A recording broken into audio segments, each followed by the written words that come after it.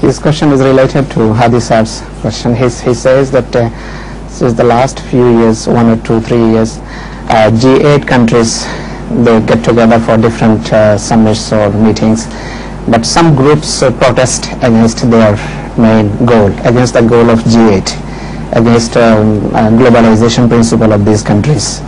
So he says that some protesters, or those who protest, some of them died on different occasions. But protesters. Some protesters died during their protest, but their death was not for their own motive or for any of their worldly gain. That was absolutely for the purpose of for their countries. So how will judge their death? They were not shaheed.